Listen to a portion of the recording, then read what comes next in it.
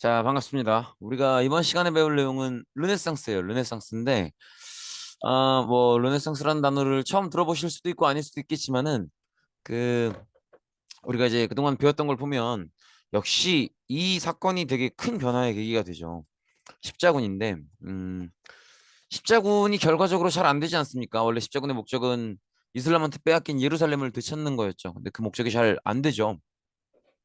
잘 안 되면서 처음에 이걸 가자고 제안했었던 교황의 권위가 많이 떨어진단 말이에요. 그죠? 교황의 권위가 많이 떨어지는데 이 얘기는 교황의 권위가 떨어진다는 것 자체가 사람들이 기독교에 대해서 이제는 예전만큼 기독교에 매몰돼서 생각하진 않는다는 거예요. 즉, 기독교의 어떤 영향력이 조금씩은 떨어지고 있다는 거죠. 사람들이 예전에는 십자군 전쟁 이전에는 모든 것들을 예수님께 돌리고 모든 것들을 기독교를 중심으로 생각을 했다면 이제는 기독교를 완전히 버리겠다 이런 건 당연히 아니지만 기독교에 대해서 여러 가지 조금 생각들이 줄어들고 있는 그런 모습인 거죠. 그래서 십자군 전쟁을 계기로 기독교에 대한 생각이 조금씩 이렇게 줄어들고 있는데 기독교에 대한 관심과 생각이 줄어드는 그만큼 딱 그만큼 이제는 기독교 예수님이 아니라 인간에 대한 관심이 늘어나는 거죠. 그래서 이제는 좀 더 인간을 중심으로 세상을 바라보려고 하는 그런 시각들이 생기게 됩니다. 그래서 이게 이제 십자군 전쟁 이후에 중요한 변화죠. 교황의 권위가 낮아지면서 기독교 예수님에 대한 관심이 당연히 없는 건 아니지만 예전에 비해서만큼 그렇게 절대적이진 않고 조금씩 줄어들고 있는 모습이고 그 줄어든 만큼을 인간에 대한 관심으로 채우고 있다는 거죠. 근데 생각해보니까 그런 적이 있었더라는 거죠. 인간을 중심으로 세상을 이해하고 바라보던 그런 적이 있었다는 거지. 언제요? 바로 고대 그리스 시절이죠. 그래서 고대 그리스 시절에 인간을 중심으로 바라보던 그 세계관, 그 생각, 그 철학을 다시 한번 돌아보자라는 게 르네상스예요. 그래서 르네상스를 영어로 쓰시면 앞에 이 르가 영어로 쓰면 이렇게 된단 말이에요. 근데 우리가 리 할 때는 뭐 다시 무엇을 하다 이런 뜻이잖아요. 즉 여기서는 다시 고대 그리스 시절의 그 인간 중심의 세계관으로 돌아가 보자. 이렇게 이해해 주시면 될 것 같습니다. 그래서 요 중에서도 특히나 요 두 군데 지역의 이야기인데 르네상스가 먼저 시작되는 곳은 이탈리아예요. 이탈리아. 사실 고대 그리스의 어떤 철학을 다시 돌아보자는 거니까 그렇게 생각해 보면 그리스에서 시작되는 게 자연스러워 보이잖아요. 근데 그리스가 지금 여기죠, 여기. 여기인데 여기는 원래는 동로마 비잔티움 제국 번역에 있다가 비잔티움 제국 땅이었다가 비잔티움 제국이 이슬람권이었던 오스만 제국한테 멸망당하면서 이제 이 그리스 지역은 오스만 제국한테 넘어가 있는 상황이에요. 그래서 그리스에서 뭔가 어떤 옛날 로마 그리스 로마 시절의 그런 어떤 문명을 기대하기는 어려워진 거죠. 이슬람권한테 뺏겼으니까.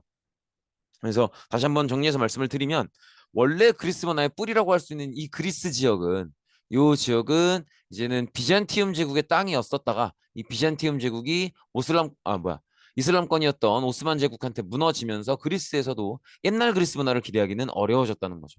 그래서 그나마 옛날 그리스 문화의 영향을 많이 받았던 게 로마 문화잖아요. 그래서 그나마 이탈리아의 수도인 로마 문화의 어떤 흔적이 남아 있는 거죠. 그래서 이제 이 이탈리아가 로마를 품고 있는 이탈리아가 르네상스의 새로운 중심이 됩니다. 더구나 이탈리아는 지도에서 보시면 아시겠지만 지중해 무역의 중심이죠. 그래서 우리가 아마 기억나실 거예요. 십자군 전쟁을 실패하고 나서 그나마 얻은 게 있다면 지중해 무역권이었고 이 지중해 무역권을 시작으로 상업이 발달하면서 좀 더 멀리 있는 지역과 무역을 할 수 있게 됐다. 원거리 무역이라고 했었죠. 그래서 원거리 무역을 이끄는 지역들 중에 이탈리아 북부 도시들도 있었단 말이에요. 기억날 거예요. 피렌체, 밀라노, 베네치아, 제노바 이런 도시들. 그런 도시들이 돈을 많이 벌어들이니까 그렇게 돈을 많이 벌어들이는 것도 어떤 르네상스가 활발하게 꽃필 수 있었던 그런 배경 중에 하나가 되죠.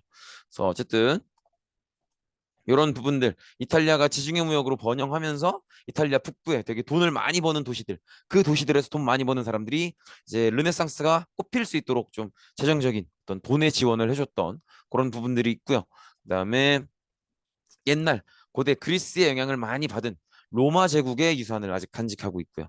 그리고 비잔티움 제국이 이슬람권 국가 오스만 제국한테 멸망을 하기 때문에 비잔티움 제국의 지식인들은 이제 살던 데서 계속 살면 이슬람권의 지배를 받아야 돼요. 근데 그게 너무 불편한 거지. 그래서 오히려 로마 문화를 좀 계승하고 있는 이탈리아 로마 쪽으로 많이 넘어오게 됩니다. 그래서 비잔티움 제국의 여러 가지 학자나 지식인들이 많이 넘어온 것도 하나의 중요한 계기가 되죠. 그래서 이렇게 과거에 로마 제국의 중심이었던 이탈리아 이 지역이 다시 르네상스의 중심지가 된다는 거죠. 이런 모습을 볼 수 있죠. 그래서 크게 세 가지 생각하시면 될 것 같아요. 이탈리아 북부 도시들이 지중해 무역으로 돈을 많이 벌면서 르네상스의 예술가들을 지원해줬던 점, 그다음에 고대 로마의 유산, 그다음에 비잔티움 제국의 지식인들이 로마로 넘어와서 로마 문화를 느끼려고 했던 것들, 이런 것들이 다시 이제 고대 그리스 문화, 인간 중심의 문화를 되살리려고 하는 이런 운동의 시작점이 이탈리아가 될 수 있도록 해준 거죠. 이렇게 보시면 되겠고, 그래서 이제 르네상스 문화 보시면 기본적으로 아까 얘기했던 것처럼 인간 중심 문화란 말이에요. 그래서 이렇게 인간을 세상의 중심에 놓고 인간을 중심으로 세상을 바라보고 인간에게 더 많은 관심을 갖고 더 인간을 살펴보려고 하고 이런 것들을 인문주의라고 해요. 그래서 이렇게 이탈리아 르네상스를 통해서 인간에 대해서 깊은 관심을 갖는 인문주의가 발달하는 거죠. 근데 이 이탈리아의 르네상스는요, 확실히 이제 북부 이탈리아의 도시 국가들이 굉장히 돈을 많이 벌다 보니까 돈이 많고 가진 게 충분하면 그때부터는 아름다운 것들에 조금 더 집중을 하게 되죠. 그래서 이 이탈리아의 북부에서 돈 많이 벌었던 이 도시 국가의 상인들이 이 아름다움을 만들어낼 수 있는 어떤 재능이 있는 사람들, 예술가들이죠, 예술가들. 이 예술가들을 전폭적으로 지원을 해주기 시작해요. 그래서 돈 많은 상인들이 야, 너 그림 잘 그린다. 내가 돈은 얼마든지 줄 테니까 네 마음껏 한번 그려봐. 이렇게 지원을 해주는 거죠. 그래서 뭐 그림도 그렇고요, 조각도 그렇고요, 아니면 문학 작품도 그렇고 굉장히 많은 예술 작품들이 이탈리아 르네상스에서 굉장히 꽃을 피우게 되죠. 대표적으로 보카치오의 데카메론은 소설인데요. 이렇게 여기 이제 그런 내용이에요. 그 저기 흑사병을 피해서 어떤 교회에 이제 모이게 된 사람들이 다 처음 보는 사이인데 이제 흑사병을 피해서 어떻게 모이다 보니까 이렇게 모인 거죠. 그래서 이 사람들이 이제 여러 가지 이야기를 나누게 되는데 제가 이걸 잘못 알고 있었더라고요. 그 저는 이제 교회가 무너진 그 공간으로 생각을 했었는데 그게 아니고 어 흑사병을 피하기 위해서 작은 교회에 이제 흑사병을 피해서 모인 사람들이 그때 다 처음 보는 사람들이고, 그래서 이런저런 이야기를 나누면서 시간을 보내게 되는데 그때 이제 자기가 자기 얘기를 완전히 솔직하게 하면서 자기가 그동안 살아오면서 이런저런 욕심을 부려봤었던 그런 얘기들을 늘어놓는 게 이 소설의 어떤 메인 컨텐츠인데, 역시 이제 인간의 욕망을 있는 그대로 좀 어떻게 보면 보기 안 좋을 수도 있지만 인간이 이러한 욕심을 가지고 있다는 걸 있는 그대로 드러내서 서술했던 게 이 보카치오의 데카메론이라는 작품의 특징이죠. 그렇게 보시면 되겠고, 이따 작품들 보시겠지만 되게 많은 어떤 화가들이나 조각가들도 활동을 많이 하게 돼요. 레오나르도 다빈치나 미켈란젤로, 라파엘로, 너무너무 유명한 사람들이죠. 예, 이런 사람들이 활동을 많이 하게 되고요. 그리고 베트라르카의 칸초니에레는 이런 거에 약간 나와 있는 대로 자연의 아름다움을 솔직하게 표현한다. 그래서 예를 들어서 길가에 너무너무 예쁜 꽃이 피었다. 그럼 예전에는 이 꽃을 이렇게 아름답게 피워내신 주 예수 그리스도에게 감사를 돌리고, 이 꽃을 또 내가 마주하게 해서 내게 큰 기쁨을 주신 이 주 예수 그리스도께 내 기쁨을 예비하셨으므로 이 또 주 예수 그리스도께 감사를 드리고, 이 모든 기쁨과 아름다움은 모두 주 예수 그리스도께서 마련하신 것이고, 다 이런 식으로 생각을 했었다면, 이게 십자군 전쟁 이전의 인식이라면, 이제는 뭐 이걸 누가 만들었고 누가 예비했고 이런 게 중요한 게 아니고 내가 이 꽃을 보면서 내가 아름다움을 느끼고 있다. 이 내 감정이 중요해진 거죠. 그래서 과거에는 세상에 눈에 보이는 모든 것들을 다 주 예수 그리스도께 돌렸다면, 이제는 내가 이 세상을 어떻게 살고 있고 어떻게 받아들이고 있고 어떻게 생각하고 어떻게 느끼는가, 내가 더 중요해진 거죠. 그런 것들을 솔직하게 그려낸 게 이 페트라르카의 칸초니에레라는 작품이라고 볼 수 있겠습니다. 그래서 이런 다양한 예술 작품들이 이탈리아의 르네상스에서 꼽혔다는 거죠. 그렇게 봐주시면 되겠고요. 예술 작품들을 조금 소개를 해드리면 뭐 천재의 상징 같은 인물이죠. 레오나르도 다빈치. 직업도 많아요. 여기 나와 있는 것처럼 뭐 발명가, 수학자, 의사, 화가, 조각가, 되게 다양한 직업을 가졌던 사람이기도 하고 되게 지능이 높았다고 하죠. 그리고 또 되게 신기한 사람인 게 본인이 직접 발명한 건 아니지만 뭐 헬리콥터나 아니면 눈에 끼는 콘택트 렌즈 있죠. 그런 것들에 대해서 직접 발명을 한 건 아니지만 그런 것들의 기본 개념을 자기 노트에 아이디어로 적어놔요. 그래서 그런 것들도 되게 레오나르도 다빈치의 어떤 천재성을 엿볼 수가 있는 부분이긴 한데, 우리 이번 시간에는 좀 예술 작품을 위주로 한번 보도록 하죠. 일단은 가장 유명한 작품 중에 하나는 인체의 부도입니다. 인체의 부도. 이게 표지고요. 이 안쪽으로 펼쳐나가면 더 자세하게 이제 인간의 이런저런 신체 부위들, 뭐 내장 기관의 형태나 모양, 크기, 아니면 팔다리 각 근육의 배치나 근육 덩어리의 크기, 근육이 어떤 식으로 나눠져 있는지, 그리고 그 근육을 둘러싸고 있는 혈관이나 근육을 견디고 있는 뼈들의 모양과 크기, 어떤 길이, 이런 것들을 굉장히 그림으로 굉장히 자세하게 그립니다. 물론 본인이 의사였기 때문에 이제 시신들을 많이 접할 수 있으니까 이렇게 할 수 있었던 거지만 어쨌든 기본적으로 인간 그 자체에게 관심이 없었다면 이런 작품은 나오지 않았겠죠. 그리고 확실히 레오나르도 다빈치의 그림들이 인체 부도를 완성하기 전의 그림과 그 이후의 그림이 좀 결이 달라요. 그러니까 이제 본인이 인물화를 그릴 때도 본인이 인체 부도를 작성하면서 배우게 된 다양한 해부학적 지식들을 자기가 인물 그림을 그릴 때 적용하는 거죠. 여기는 광대가 튀어나와 있으니까 조금 더 빛을 받는 걸로 그리고 뭐 이런 식으로. 그다음에 너무 유명한 작품이죠. 지금은 프랑스 루브르 박물관에 있는 모나리자. 한번 보시고요. 이런 거 보는 거 되게 중요해요. 교양이잖아, 교양. 그죠? 그다음에 레오나르도 다빈치 하면 또 상징적인 작품이 예수님과 그 제자들을 그렸던 최후의 만찬이죠. 이런 것들도 한번 되게 의미 있게 한번 볼만하죠. 한가운데 예수님 머리에 해당하는 부분들을 소시점이라고 해서 이렇게 딱 시선이 모이게 만들어서 어떤 공간감을 제공하는 그런 형태의 그림을 그린 걸 볼 수 있죠. 최후의 만찬이고요. 그다음에 어떤 뭐랄까요, 재능의 끝판왕이라고 볼 수 있겠죠. 직업이 본인은 스스로를 조각가 이렇게 소개를 하는데 조각가로서도 너무너무 위대하고요. 그다음에 화가로서도 너무너무 위대한. 그래서 화가, 조각가 어디에 가두기 어려운 인물이긴 해요. 화가로서의 이분의 작품 중에 유명한 게 너무너무 많지만 그 중에도 역시 가장 유명하고 인지도가 높은 건 요거인 것 같아요. 천지창조. 어, 그래서 지금 오른쪽에 이렇게 천사들, 되게 아기 천사들과 함께 인간을 만들고 있는 하느님의 모습을 볼 수 있고요. 그다음에 그렇게 만들어진 인간이 오른쪽에 최초의 인간 아담이죠. 아담이 이렇게 하느님의 손길에 의해서 만들어지고 접촉하는 모습을 볼 수 있는데 이만큼 굉장히 신도 신이지만 인간을 전면에 이제 신의 1대1의 대응으로 해서 굉장히 중요하게 부각시키고 강조하는, 그래서 인간을 굉장히 되게 강조하면서 인간 자체에 대해서 큰 관심을 보여주는 그런 모습을 볼 수 있죠. 그리고 천지창조는 또 그려진 장소도 되게 유명하죠. 성당에 천장에 그린 그림이고요. 그 천장에 되게 수많은 그림들이 연결돼서 그려져 있는데 그 중에 하나예요. 사진으로 보시면 어, 지금 보시는 게 천지창조가 포함되어 있는 그 성당의 전체 천장 그림이에요. 이걸 미켈란졸라? 미켈란젤로 혼자서 다 그립니다. 굉장히 오랜 기간에 거쳐서 막 거꾸로 매달려서 그림을 그리니까 막 척추나 목뼈, 허리가 다치기도 하고요. 막 물감이 계속 떨어지니까 눈이 좀 안 좋아지기도 하고 이런저런 고생들을 숱하게 겪으면서 이 많은 그림들을 완성해내는데 그 중에서도 가장 유명한 게 우리가 방금 봤었던 바로 이 그림, 천지창조죠. 그렇게 보시면 되겠고 그다음에 이런 식이에요. 그래서 지금 요 아래 보시면 이 동글동글한 거 보이죠? 요게 사람 머리예요. 예, 이 성당에 관광 온 사람들 머리고요. 핸드폰 들고 사진 찍고 있죠. 그다음에 여기까지가 요렇게 벽이 있는 거고요. 그다음에 요 부분이 천장에 해당하는 부분인 거죠. 그래서 이런 모습도 볼 수 있죠. 요 그림이 그려진 성당이 여기 시스티나 대성당입니다. 이렇게 보실 수 있겠고요. 그다음에 조각가로서 가장 유명한 작품은 역시 다비드상인데 조금 쑥스럽긴 하지만 빨개 벗고 있죠. 이 인간의 어떤 인체의 아름다움을 있는 그대로 가장 극단적으로 아름답게 표현하는 그런 모습을 볼 수 있죠. 그다음에 라파엘로인데 이분 남자입니다. 남자. 여자라고 오해하시는 분들이 많이 있더라고요. 그 라파엘로고요. 이분은 이제 어쨌든 우리가 르네상스라는 게 고대 그리스 시절의 인간 중심의 문화를 돌아보자는 거잖아요. 그래서 이분도 고대 그리스 시대를 상징하는 인물들을 한데 상상으로 모아놓은 그림을 그려요. 그게 이제 우리가 이 PPT 표지에서 봤었던 아테네 학당이라는 그림입니다. 이 그림인데 음, 멋있죠? 근데 이 그림은 물론 직접 보고 그릴 수 없었겠죠. 시대가 워낙 많이 차이가 나니까. 하지만 그래도 이름이 알려져 있는 고대 그리스 시절에 되게 이름을 날렸던 그래서 굉장히 유명한 그런 인물들을 나름대로 다 그립니다. 그래서 여기 그려진 인물들은 나름대로 실존 인물들을 상상해서 그리는 거예요. 그래서 한 명 한 명 당연히 다 외우실 필요는 없지만 보시면 이런 형태죠.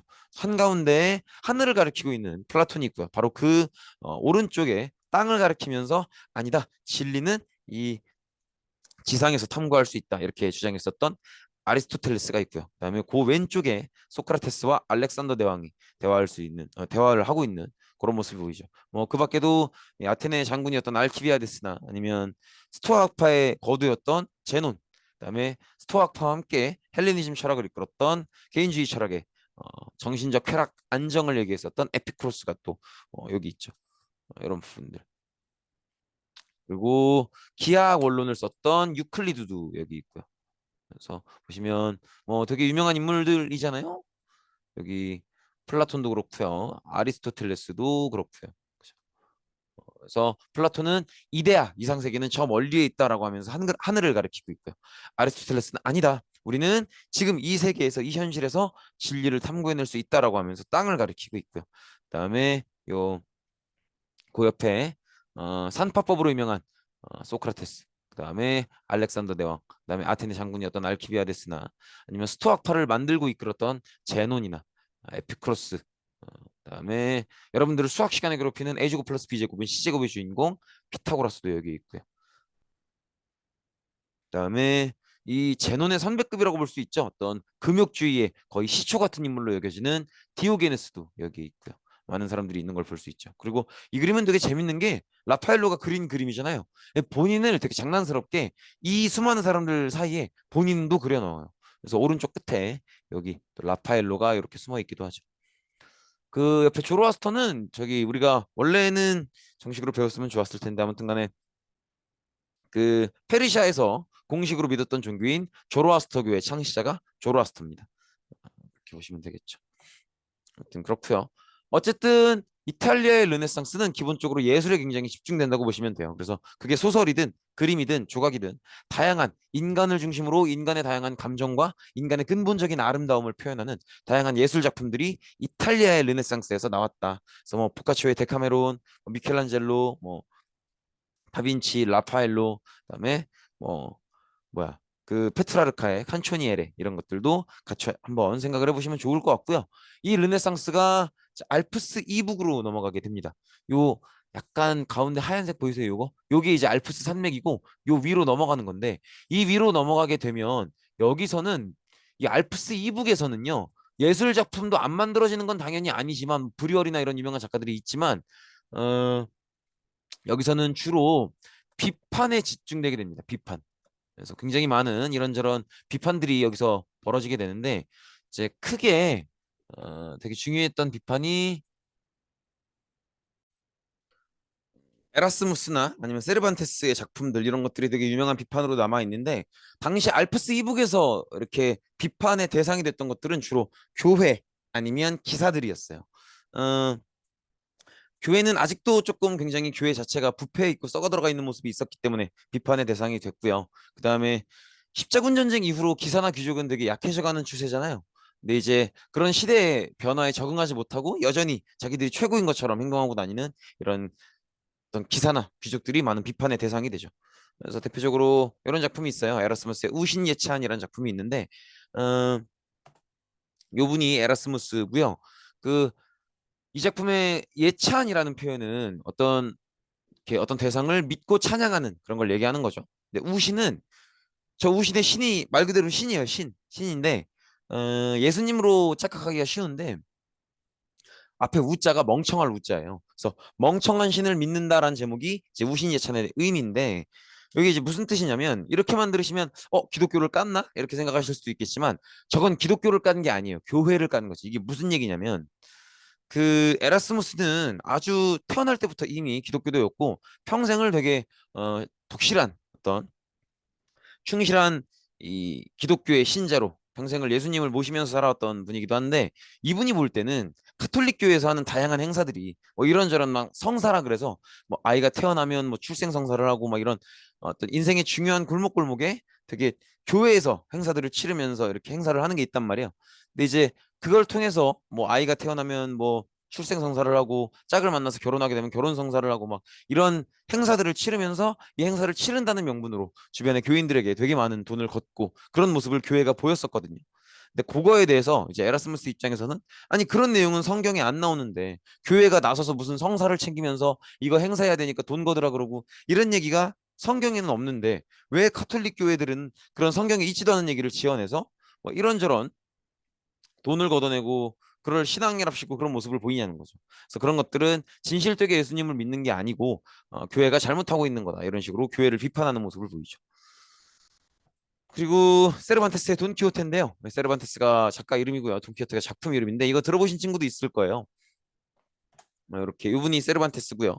돈키호테가 이런 내용이야. 그 기본적으로 이 소설의 주인공으로서 돈키호테의 직업은 기사인데요. 기사는 어떤 외적이 쳐들어오면 나가서 맞서 싸우는 역할을 하지 않습니까? 근데 이 돈키호테의 생각에는요. 지금 화면에 보이시는 이 풍차 있죠. 요 풍차를 우리 마을을 위협하는 괴물로 생각을 했던 거예요. 그래서 요 풍차를 상대로 맞짱을 뜨는 그런 모습을 보여주는데 되게 멍청한 행동이죠. 그러니까 이런 행동들을 통해서 십자군 전쟁 이후로 귀족이나 기사가 그렇게 대단하지 않은데 아직도 옛날 시절 기억을 못 버리고 되게 막 뭐라도 되는 것처럼 행동하는 그런 귀족들과 기사들을 비판하는 소설이 바로 이제 돈키호테였다. 그래서 이탈리 이 에라스무스의 우신예찬이나 세르반테스의 돈키호테 모두 에라스무스의 우신예찬은 교회를 세르반테스의 돈키호테는 귀족 기사를 비판하는 그래서 이런 내용들로 작품이 쓰여졌고 그렇기 때문에 이 이탈리아 르네상스가 예술 작품 위주로 꼽혔던 것과 다르게 이 알프스 이북의 르네상스는 뭔가를 비판하는 교회를 비판하고 기사를 비판하고 이렇게 뭔가 비판하는 그런 방향으로 발전을 하게 된다는 거죠.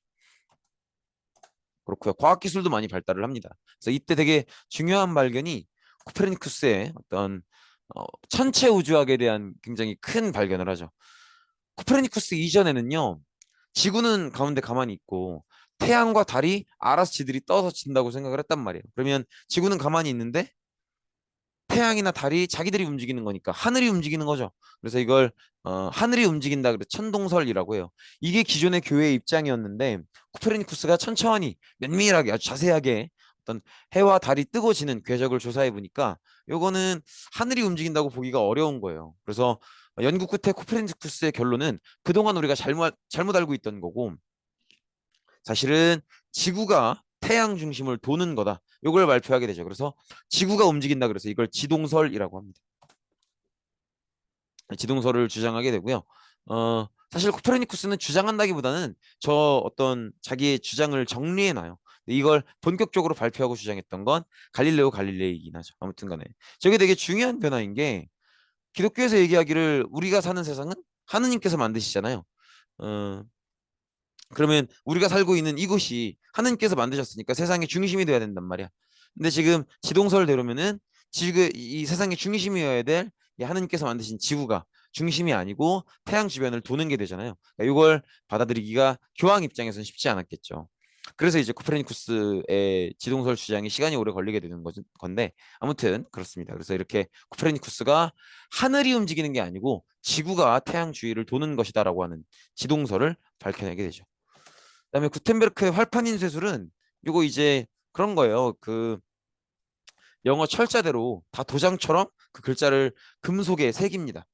그래서 내가 필요한 글자들을 쭉 모아서 내가 원하는 내용을 딱 만들어 놓으면 그 뒤에는 그 위에다 잉크만 발라서 도장 찍어내듯이 찍어내면 책을 굉장히 쉽게 만들 수 있죠. 그래서 구텐베르크 활판 인쇄술 개발은 물론 활판 인쇄술 자체는 이제 우리나라나 중국 이런 아시아권이 조금 더 빠르긴 한데 아무튼 서양사에선 구텐베르크가 먼저 발명을 하게 돼요. 개발을 하게 되는데 요거의 가장 큰 역할은 책을 쉽게 만들 수 있게 됐으니까 책의 가격이 싸지고요. 그러니까 이제 그때부터는 그렇게 엄청난 부잣집이 아니더라도 책을 받아서 읽어볼 수 있게 된 거죠. 그래서 이렇게 지식의 보급이 이루어진 게 구텐베르크의 가장 큰 활판 인쇄술 업적의 효과라고 볼 수 있겠죠. 그렇게 봐주시면 되겠고, 그다음에 이제 종교 개혁이 시작되는데요. 사실은 당연한 거인 게 개혁이라고 하는 건 그동안이 뭐가 잘못됐으니까 이거를 비판해서 고치자는 거잖아요.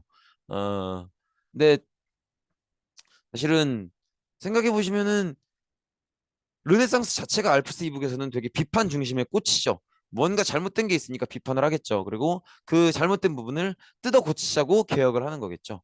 그렇게 생각해 주시면 되는데 사실 생각해 보면 우리가 이미 배운 내용들을 돌아봐도 그렇지 않습니까? 우리가 이미 서인권 투쟁을 겪었잖아요. 서인권 투쟁을 겪었던 이유는 교회가 부패했기 때문인데 음, 교회가 부패한 진짜 원인은 사실은 교황의 권위가 너무 셌기 때문이죠. 교황의 권위가 세니까 각 지역의 성직자들의 권위도 세지고 그래서 많은 사람들이 성직자를 하고 싶어 하게 되면서 이렇게 교직이 된다. 이 교회가 썩어 들어가기 시작한 거 아닙니까?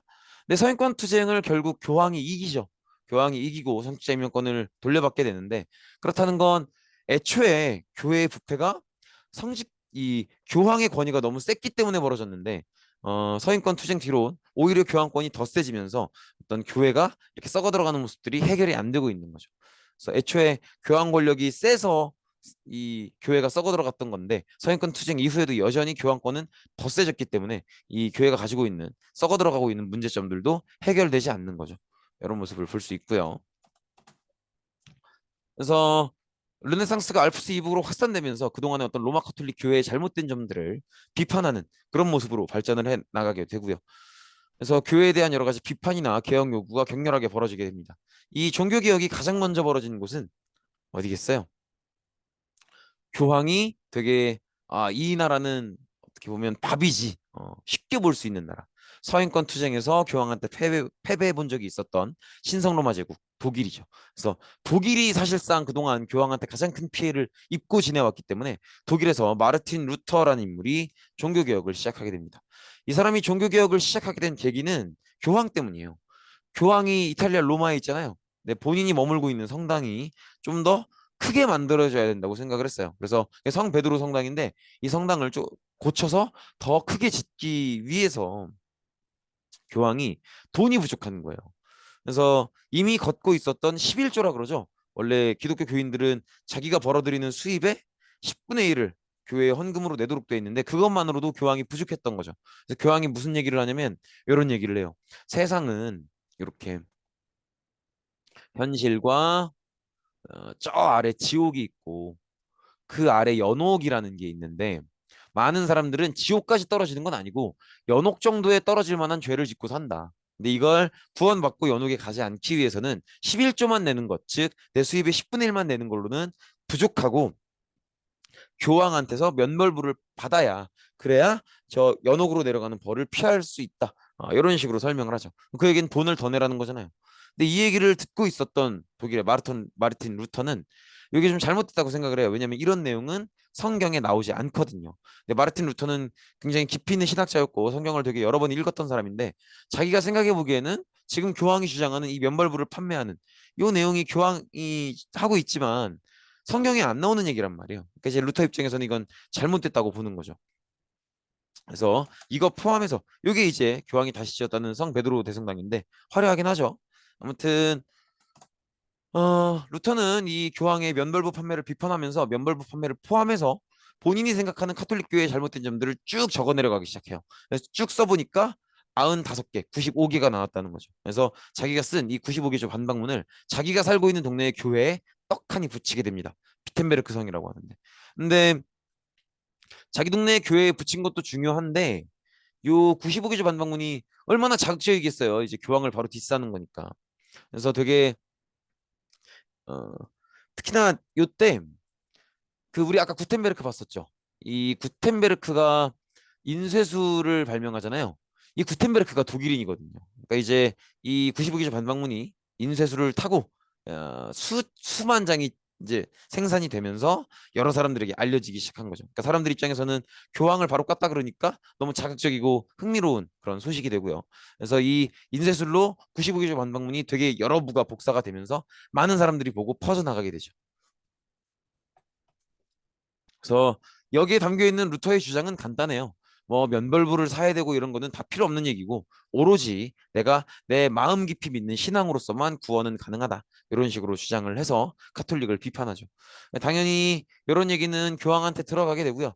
교황은 루터에게 이제 파문을 결정하게 됩니다. 너는 기독교도도 아니야 이런 식으로 옛날에 우리 저기 신성로마 제국 황제한테 당시에 교황이 서인권 투쟁하면서 했던 것처럼 이번에 교황도 이 루터에게 파문을 시킵니다. 근데 당시에 서인권 투쟁 때 독일 황제는 자기가 권력이 약하니까 파문에 그냥 굴복했었죠. 근데 루터는 자기 힘이 세고 아니고를 떠나서 이 사람은 자기 신념에 의해서 행동을 하는 거기 때문에 아무리 교황이 자기를 파문한다고 해도 숙이지 않죠.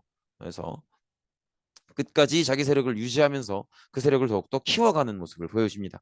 그래서 생각보다 독일의 많은 이제 기독교를 믿는 분들이 성경이란다. 교회에 이렇게 헌금을 내고 나면 그 돈이 로마로 빠져나가는 이 모습을 되게 꼴보기 싫어했었고 생각보다 독일 안에 루터를 따르는 기독교인들이 되게 많았던 거죠. 그래서 루터파가 형성되는 모습이에요. 그다음에 다른 지역에서도 종교개혁이 벌어지는데 스위스입니다. 스위스에서 종교개혁을 했던 인물은 장 칼뱅이에요. 장 칼뱅이라는 인물인데 이 인물은 원래 스위스 사람은 아니에요. 원래는 프랑스 사람인데 프랑스가 워낙 가톨릭에 대한 지지가 확실했기 때문에 이제 칼뱅은 이제 프랑스를 떠나와서 스위스로 향하게 되죠. 칼뱅이 스위스를 택했던 이유는 스위스는 이미 이전에 치빙글리라고 하는 치빙글리라는 신학자한테 어느 정도 종교 개혁이 진행되고 있었던 시점이에요.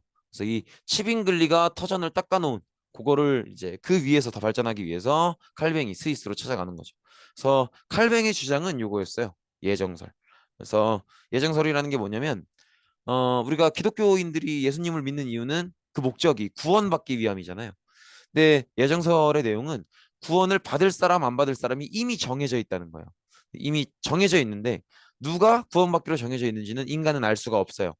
그래서 갈뱅이 예정설이 하는 얘기는 우리가 이미 구원받도록 정해져 있는데 그 내가 구원을 받도록 정해져 있는지 아닌지 이미 정해져 있지만 나는 그 결과를 알 수는 없으니 내가 내가 구원받기로 정해진 사람이라고 믿고 그걸 입증하기 위해서 살아야 된다는 거죠. 근데 그렇게 살려면 열심히 살아야 된다는 거야. 그래서 주중에는 자기 직장 나가서 열심히 일하고 그다음에 주말에는 교회 가서 이제 진심되게 기도드리고 그렇게 하면 내가 구원받기로 예정된 사람이라는 걸 입증할 수 있다는 거죠. 근데 이 예정설이 굉장히 중요한 게 주중에는 직장 가서 일하라 그랬잖아요. 그럼 직장 가서 일을 열심히 하면 어떻게 되겠어? 돈을 많이 벌겠죠. 근데 또 칼뱅의 예정설은 사치하는 건 안 좋게 본단 말이야. 그러니까 사치하지도 않고 열심히 일해서 돈을 많이 벌면 그 돈들이 꾸준히 쌓여 나가겠죠. 그래서 예정설은 주로 상업 활동을 하고 돈을 모았던 상인들에게 굉장히 인기를 많이 얻게 돼요. 그래서 이 칼뱅의 예정설은 요 주장 자체가 되게 유럽의 여기저기에 퍼지는 모습을 보이기도 하죠. 어, 그다음에 세 번째 종교개혁이 영국에서 벌어집니다. 영국의 종교개혁을 이끌었던 사람은 헨리 8세인데요. 이름부터 느껴지시겠지만 왕입니다. 왕. 근데 이 사람이 원래 아내였었던 캐서린과 이혼을 하고 싶어 하는데 이게 이제 아까도 말씀을 드렸지만 뭐 출생이라든지 결혼이라든지 이런 것들은 이런 중대사를 가족들의 중대사를 교회에서 한단 말이에요. 그러니까 이제 헨리 8세도 처음에 결혼할 땐 교회에서 했겠지. 그러니까 이제 이혼할래도 교회로 가야 되는 거예요. 어 근데 교회로 간다는 건 이제 교황이 허락해줘야 이혼을 할 수 있다는 거죠. 근데 헨리 8세와 그 아내는 이미 이혼하기로 합의가 되어 있는데 교황이 이 이혼에 반대해요. 왜냐면 교황은 이 아내 쪽 인물 가문과 친했기 때문이긴 한데 아무튼 간에 헨리의 이혼 요구에 대해서 헨리의 아내도 합의가 되어 있는데 교황이 허락해주지 않게 되면서 헨리 8세 입장에서는 아무리 교황이라지만 이거는 내가 누구랑 이혼을 하고 말고는 나의 사생활인데 이거를 왜 개입을 하지 교황이? 이런 생각이 든 거죠. 그래서 이 헨리 8세를 중심으로 영국에서 기존의 카톨릭, 교황의 카톨릭을 까는 그런 종교개혁이 진행되게 됩니다. 그래서 여기서는 이런 식으로 영국 왕이 우리 영국의 교회들은 더 이상 교황을 따르지 않고 왕을 따른다 이런 명령을 세우죠. 그래서 여기서도 종교개혁이 벌어지게 되는데 꽤 성공적으로 벌어지게 돼요. 그래서 얘들이 종교개혁 이후에 새롭게 만든 종파가 바로 국교회 종파죠. 오늘날 성공회라고도 하는 국교회가 이런 식으로 만들어집니다. 그래서 영국에 있는 교회들은 헨리 8세 이후로는 이렇게 헨리 8세가 수장령이라는 명령을 내렸기 때문에 이제 왕의 명령 없이는 교회가 섣부르게 움직이지 않는 그런 모습을 보이죠. 근데 영국에 있는 모든 교회가 다 저 영국 국교에 들어갔다는 건 아니고요. 여전히 되게 극렬한 어떤 카톨릭 분자들도 있고, 그래서 모든 교회들이 다 모였다는 건 아니지만 상당수의 많은 종교들이, 교회들이 이 헨리 8세 종교 개혁에 따라가면서 우리 영국에 있는 교회들은 더 이상 교황을 따르지 않고 왕을 따르겠습니다. 여기에 동의하게 되는 거죠. 이런 식으로 세 번의 어떤 종교 개혁이 있었잖아요. 가장 먼저 시작됐던 건 독일이었죠. 독일이 루터를 중심으로 95개조 반박문을 제출하는 그런 어떤 저항의 모습을 보이고요. 그다음에 칼뱅이 또 스위스에서 예정서를 주장하는 그런 종교개혁의 모습을 보이기도 하죠. 이런 식으로 종교개혁이 계속 진행이 되고 있는데 어쨌든 그렇게 생각해 보면 기존에 있었던 카톨릭과 이번에 새로 생긴 여러 가지 루터파나 칼뱅파 또 헨리 8세 국교회까지도 이렇게 나눠져 있는 거잖아요. 그러다 보니까 기존의 카톨릭과 이번에 새롭게 생겨난 어떤 루터의 루터파 아니면 예정설 칼뱅의 칼뱅파 아니면 영국의 국교회 이런 것들이 갈등을 벌이게 됩니다. 그래서 도처에서 굉장히 많은 종교 전쟁이 벌어지게 돼요. 일단 전쟁이 가장 먼저 벌어지고 가장 심하게 벌어졌던 곳은 역시 독일이겠죠. 독일. 독일의 종교개혁이 시작됐으니까요. 그래서 독일은 휘말칼덴 전쟁이라는 전쟁을 통해서 결국은 아우크스부르크 화의라는 화의를 맺게 됩니다. 저게 뭐냐면 이 우리 예전에 기억날 거예요. 신성로마 제국 되게 넓은데 그 안에 황제권이 약하니까 되게 작은 규모의 여러 나라들, 여러 색깔로 색칠됐던 거 기억날 거예요. 그래서 그런 작은 규모의 여러 개의 국가들의 모임이 되죠. 신성로마 제국이. 근데 요 아우크스부르크 화의의 핵심 내용은 요거예요. 각 지역을 통치하는 통치자가 그 지역의 종교를 결정한다는 거죠. 요게 이제 독일이 겪었던 아우크스부르크 화의의 의미고요.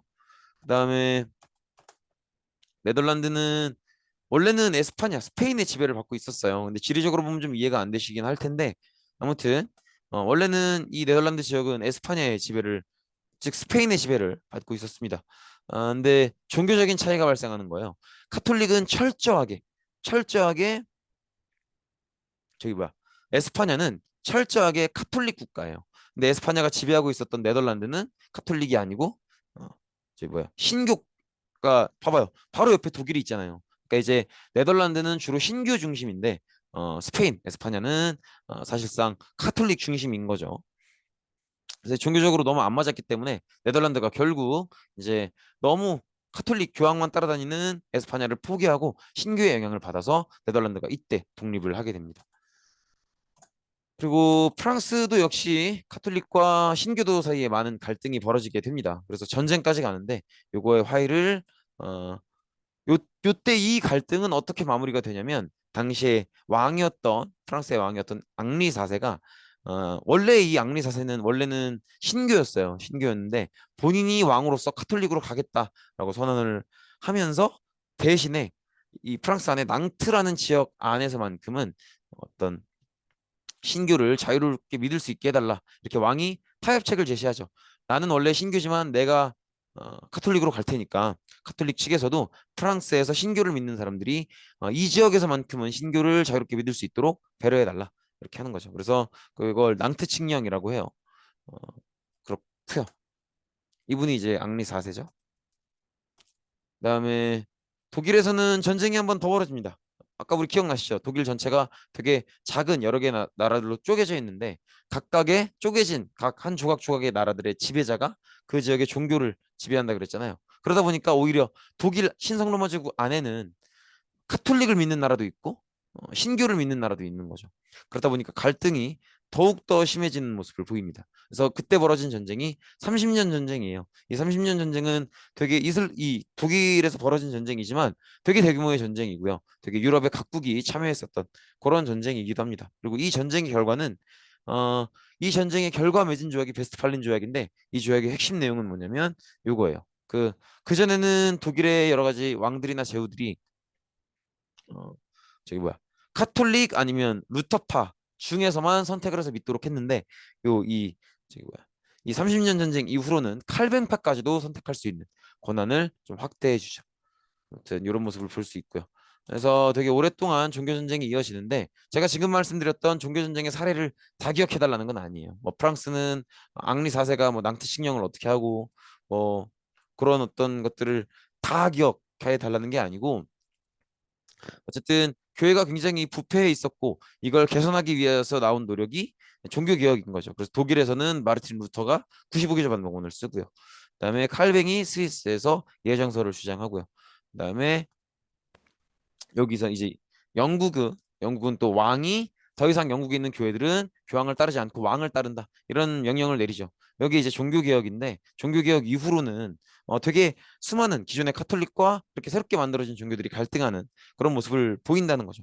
근데 어, 요 그래서 이렇게 갈등이 심해지고 있는 모습인데 제가 부탁을 드리는 건 종교 전쟁의 다양한 내용들을 다 외우기는 좀 무리인 것 같고 그 앞에 새로운 신교들이 발생하는 모습들, 그 키워드를 조금 더 가져가셨으면 좋겠어요.